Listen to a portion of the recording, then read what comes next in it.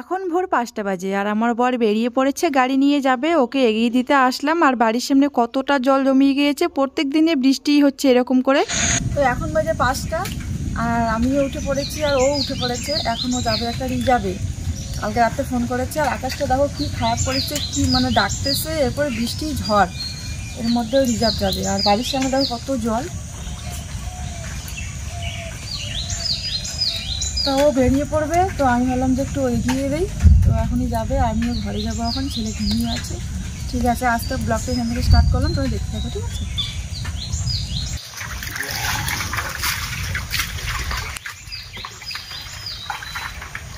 এক সপ্তাহ থেকে এরকম হচ্ছে। আগের দিন সন্ধ্যাবেলা বৃষ্টি শুরু হয়, তারপরের দিন সকাল একদম 10টা পর্যন্ত বৃষ্টি হতেই থাকে কন্টিনিউ। আর আজকেও দেখো চিপচিপ করে বৃষ্টি হচ্ছে। এখন তো ও বেরিয়ে পড়লো, তো আমিও না ঘুমিয়ে কাজগুলো এখন করে নেই। আর দেখো এই যে খড়ি দিয়ে রান্না করেছিলাম 2 দিন, তো খড়িগুলো ছিলই ওখানে ঘরে। তো প্রতিদিন বস্তা দিয়ে ঢেকে রাখি, না হলে জল পড়লে তো ভিজিয়ে যাবে।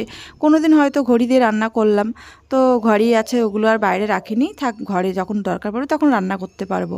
তো খড়িগুলো গুছিয়ে রাখছে। ওই জায়গাটা একদম জল পড়ে দেখো কাদা কাদা হয়ে গিয়েছে। তো ওইটা ঝাড়ু দিয়ে এখন ওই যে বারান্দা উঠোনটা ঝেড়ে নিব। আর দেখো বৃষ্টি হয়েছে, পাতাগুলো একদমই যাচ্ছে না।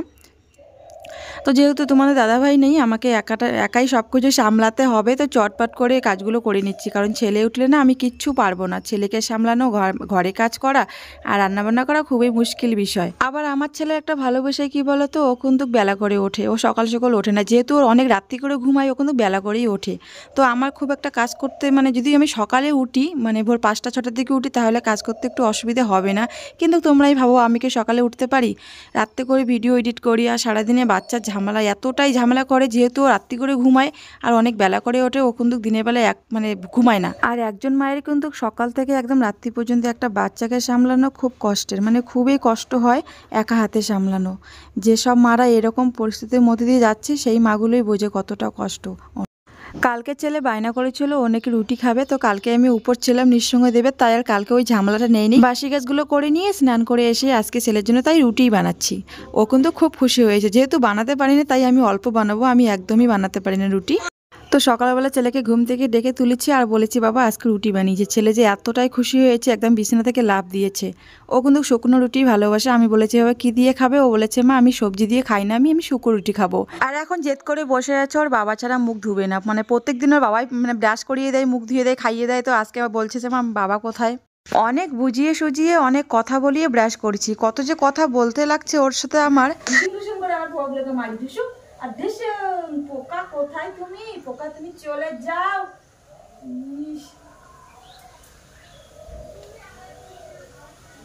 অনেক ঝামেলা ব্রাশ করাইতে।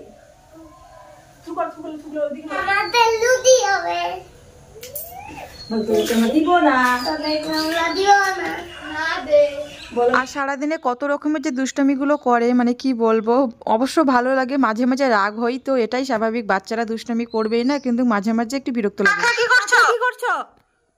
হ্যাঁ, তাড়াতাড়ি খেয়ে নাও, তাড়াতাড়ি খেয়ে নাও। আমি কিন্তু খাবার নিয়ে নিবো। হ্যাঁ, চটপট করে খেয়ে নাও।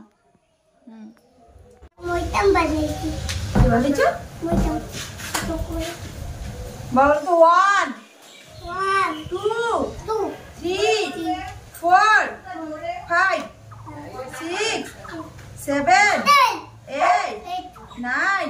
অনেকদিন পর আজকে একটুকে বই নিয়ে বসলাম। বই একদমই পড়তে চায় না, মানে বই পড়াতেও যত ঝামেলা, বই পড়তেই চায় না। দেখো এতক্ষণ কি করেছিল, আমি রান্নার কাজে ব্যস্ত ছিলাম, ও কিন্তু বইটা বিছিয়ে সম্পূর্ণ বইয়ের উপর শুয়েছিল। আর পড়াতে গেলেও না, ও মানে এক জায়গায় স্থির হয়ে বসে পড়ে না। ও দাঁড়াবে, এদিকে যাবে, ওইদিকে যাবে, মানে যত দুষ্টা আমি ওর পড়ার সময় জানো। আর এখন তো রান্নার দিকে চলে আসলাম, রান্নাটা তো করতে হবে, তাই না? ডাল করতে আজকে সারাদিনটাই যাবে। ডালটা একদম ঘন হয়ে গেছে, একদম ঘন হয়ে গেছে। একটু জল দিলাম, একটু গরম জল করে আর একটু দিয়ে দেবো এখানে।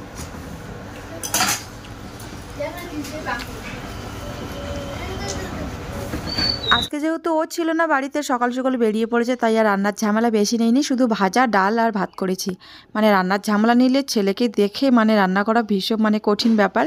আর এখন জামা কাপড়গুলো এসে মেলে দিচ্ছি। সকালবেলা ধুয়ে রেখেছি, কিন্তু মেলার হ্যাসকারি ছিল, মেলতে পারিনি, তো এখন মেলে দিচ্ছি। আকাশটা ভীষণই খারাপ, মানে রোদ্দু নেই কিন্তু হাওয়া আছে। যতটুকু পরে শুকোবে, কিন্তু জামা কাপড় তো ধুয়ে দিতে হবে, তবুও এখন কম কম করে ধুইতে লাগে। পুষ্কুসোনা মানে সেরকম নোংরা টোংরা একটু কমই করে, ছোটোবেলাটা একটু বেশি হয়, এখন যেহেতু বড় হচ্ছে একটু কম হয়। আমার না নামে জয়েন্ট ফ্যামিলি, কিন্তু আমাকে দরকারের সময় বিপদের সময় কিন্তু আমাকে দেখার কেউ নেই। আমার বিপদটা আমাকে নিজেই আমার দেখতে হয়। তো এগুলো মনে রাখবো সারা জীবন, যে আমার বিপদে কে দাঁড়িয়েছে, কে পাশে ছিল, সারা জীবন মনে থাকবে। আর এখন খেতে বসেছি, ছেলে দেখো ওইদিকে চেয়ারে বসে আছে, ওকেও খাইয়ে দিচ্ছে, আমিও খাচ্ছি। আর দুষ্টামি দেখো শেষ নেই, দেখেছে যে মোবাইল দিয়েছি, মোবাইলে ভিডিও করছি, ও দেখো এসে সামনে ক্যামেরার সামনে দাঁড়িয়ে আছে। খাওয়া তো ওর অনেক ঝামেলা, সারাদিনে ঝামেলা করতেই থাকে। এখন দেখো চলে এসেছি বিকেলবেলা, এখন আমার ছেলের আবদার দোকানে যাবে, তো এই দোকানে আসলাম। দেখো এই যে দোকান, ও দোকানে যাবে এখন, তো দেখি কি নেয় দোকানে গিয়ে, যাই আগে।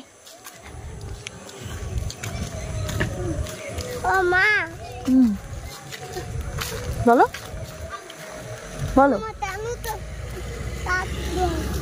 হ্যাঁ দোকানে নিবা না তুমি?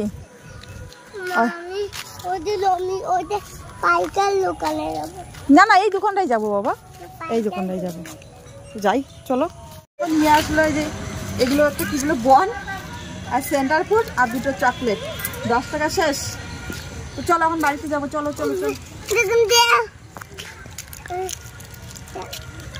চলো এখন বাড়িতে যাবো। আর আমরা এসেছি দেখো বিয়ে বাড়ি, কালকে আমাদের এই বিয়ে বাড়িটা নেমন্তন্ন আছে। দেখো একদম আমাদের পাড়ার বিয়ে, শ্বশুরবাড়ির পাড়ার।